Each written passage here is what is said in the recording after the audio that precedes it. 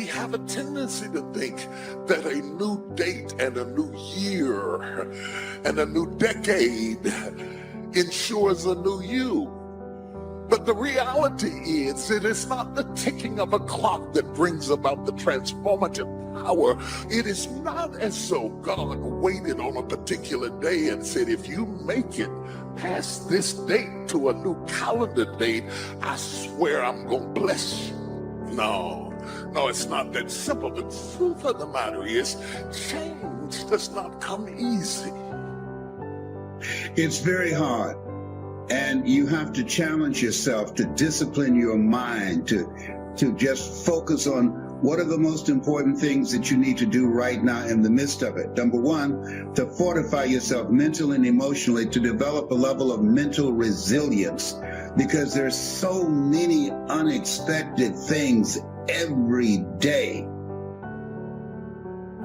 I know a couple things about New Year's Day, and I know a couple things about the new year. One is, it's going to go real fast. Number two is, it's a new chance, a new beginning.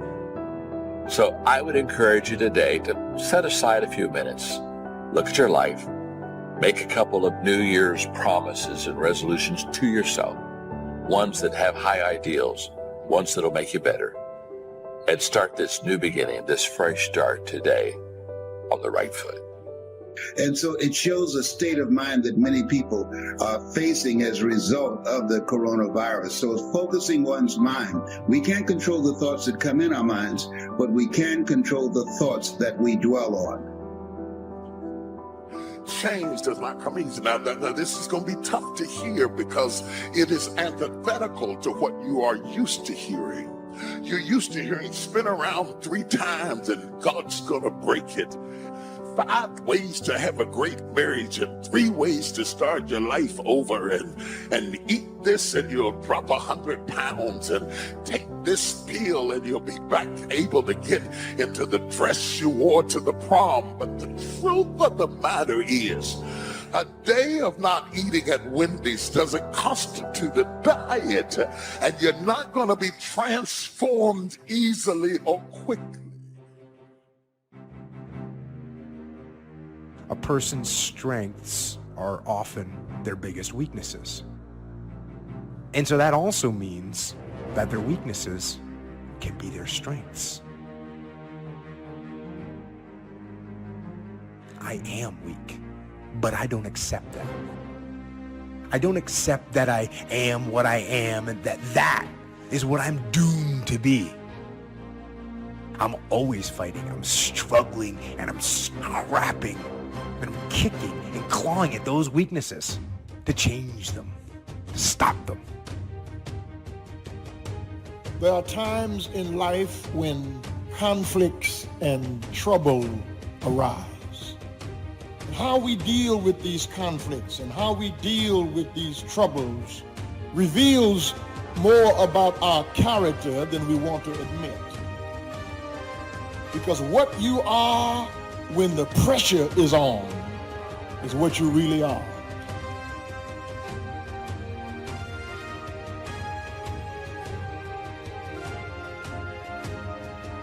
Let me tell you something, the stuff you've been through, don't pay it any attention. It is just a sign that the baby is coming. You're on the verge of birthing. You're about to give birth. I don't care whether you're 30, 40, 50, 60, 70. There's something down inside of you that's still kicking inside of you that wants to get out and it wants to live.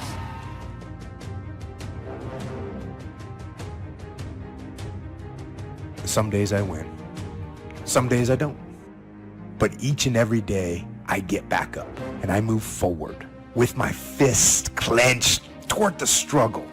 And I fight with everything I've got to overcome those weaknesses and those shortfalls and those flaws as I strive to be just a little bit better today than I was yesterday. As long as there's people, there's going to be conflict, disagreements, contention, dissension. Family reunions would be really nice if you didn't have to deal with your family. But everywhere there's people, there's going to be strife. There's going to be conflict. There's going to be trouble, because that's just the way it is.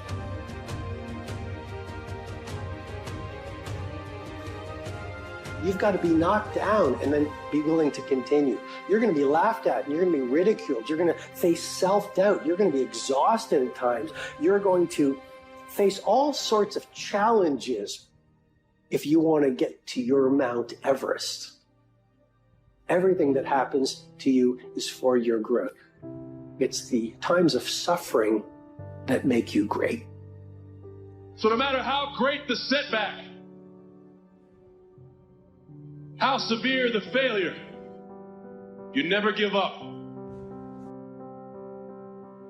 If nothing ever prevented you from being the best version of yourself, nobody told you you were limited, you had never failed at anything, and you know you wouldn't fail going forward, what would you dream? How big would your dreams be? Gratitude in advance is the most powerful and creative force in the universe. The quote reads, "Be grateful for all things because all things have contributed to your advancement. Therefore, all things should be included in your gratitude," right? Wins and losses, opposition, adversity, challenges, right? Stages and phases, right? Lessons and blessings. And for most of us, 2020, it was a year of pain. It was a year of people look back on it like, man, I can't find nothing to be grateful for. But the ability to learn is a gift, even when pain is our teacher, right? And as we move into 2021, I think the thing that we must always be cognizant of is painful endings always lead to new beginnings. Those who study trends in corporate America suggest that in order to change, not the building, you can change the building quickly, not the name, you can change the name legally and quite proficiently, but to change the culture of an organization is quite difficult. The invisible aesthetics and accoutrements that go along with an entity is difficult to change. Most experts suggest that 1 to 3 years at a minimum to change the culture of an organization. You can change the wallpaper. Changing the culture of a marriage is not easy. I have been doing marital counseling for 43 years. And let me tell you something. By the time you see most couples, the culture of the marriage is so baked in that nobody will listen at anybody because everybody on both sides think they are right. And yet they come for change and they walk away without change, because change doesn't come because you come to my office. Change doesn't come because you took a diet pill. Change doesn't come because you lifted up a barbell for a week. Change doesn't come because you hired a new CEO. Change doesn't come because you changed the name of the entity.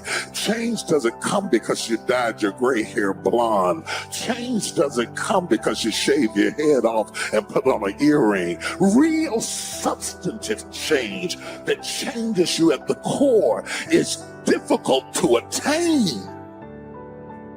I've been thinking about gratitude lately and why it's such an important and powerful state of awareness.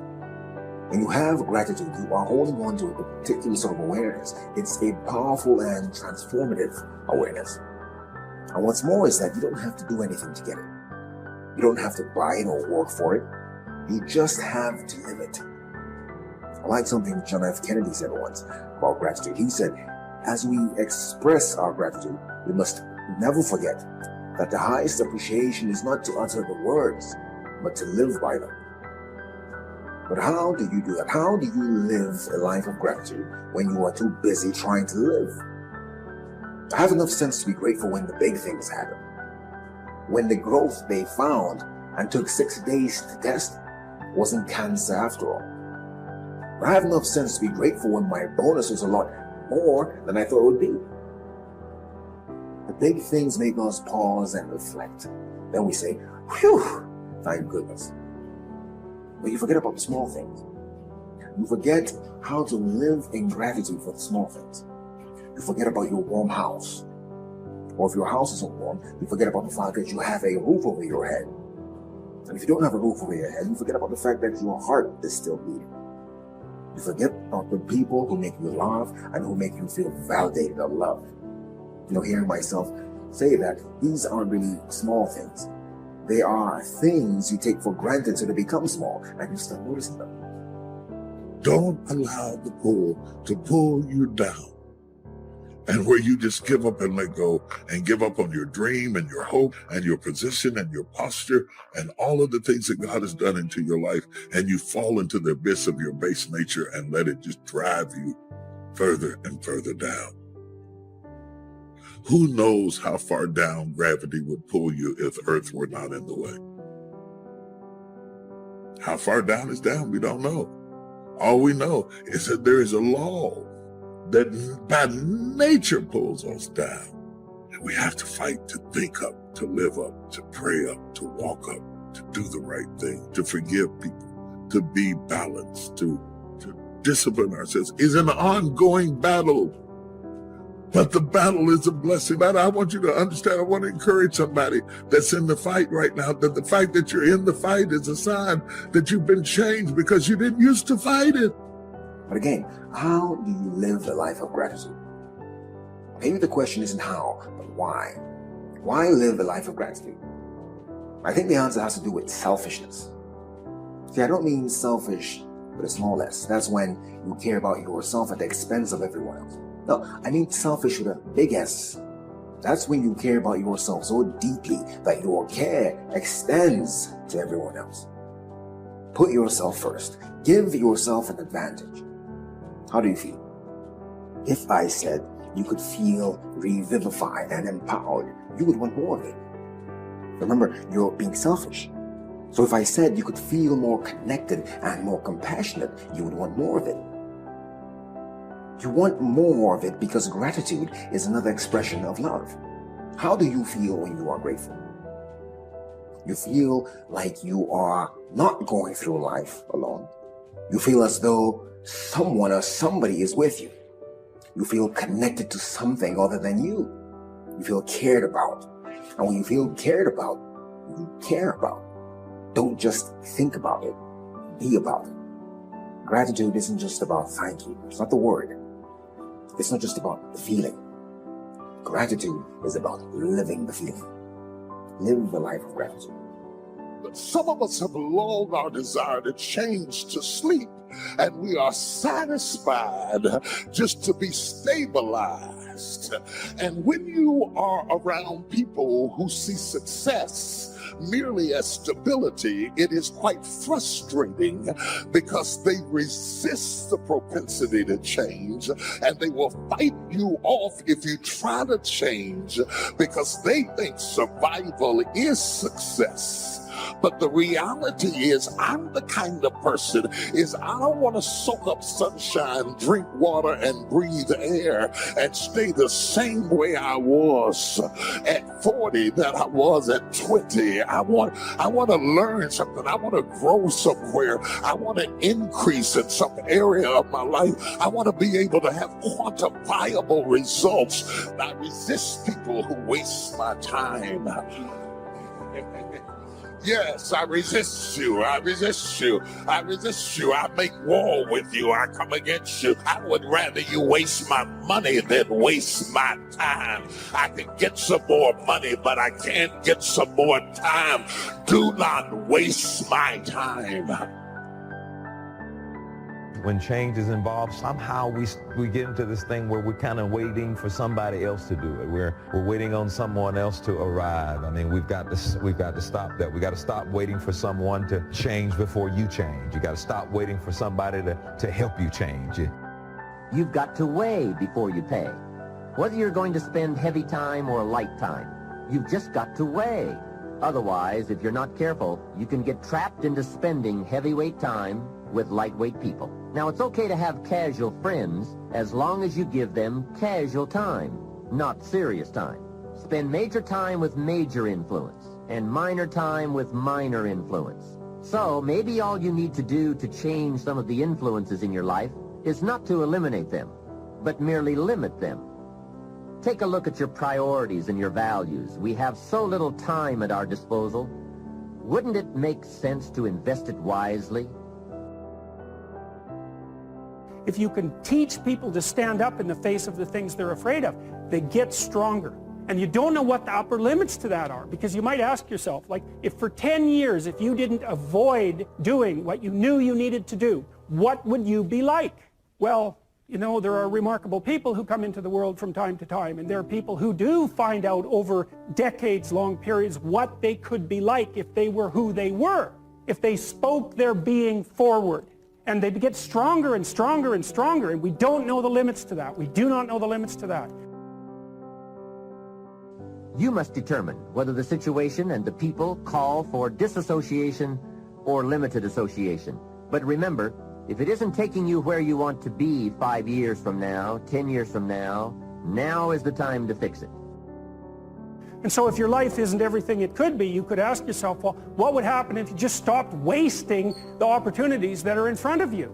You'd be who knows how much more efficient, 10 times more efficient, 20 times more efficient. You have no idea how efficient people get. Well, and if we all got our act together collectively and stopped making things worse, because that's another thing people do all the time, if people stopped really, really trying just to make things worse, we have no idea how much better they would get just because of that. Come on, you got to keep your courage up. Your bank account might be going down, but keep your courage up. Your grades might have gone down last semester, but if you keep your courage up, you can get your grades back up. Even if everything else goes down, keep up your courage. If you got to borrow some money, if you got to take a little while, if you got to take a time out, just keep going forward, and it will happen.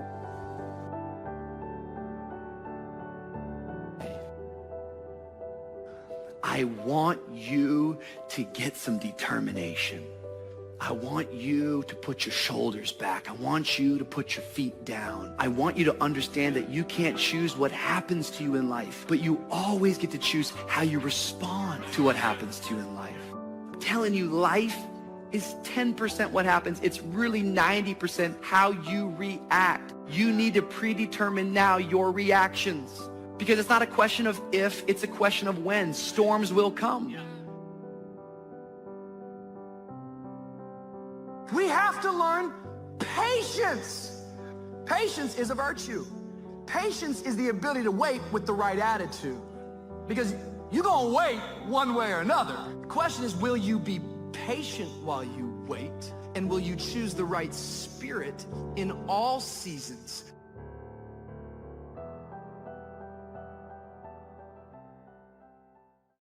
Need a little pick-me-up today? Welcome to the new Fresh Motivation app, where you'll find daily motivation, daily quotes. Listen to your favorite speeches in the background or with a black screen, so nothing interrupts your motivational moment, where you can create your personal profile, create playlists of your favorite speeches and quotes, add personal notes, and start setting goals. Fresh Motivation, the home of motivation. Get it now for free on Google Play.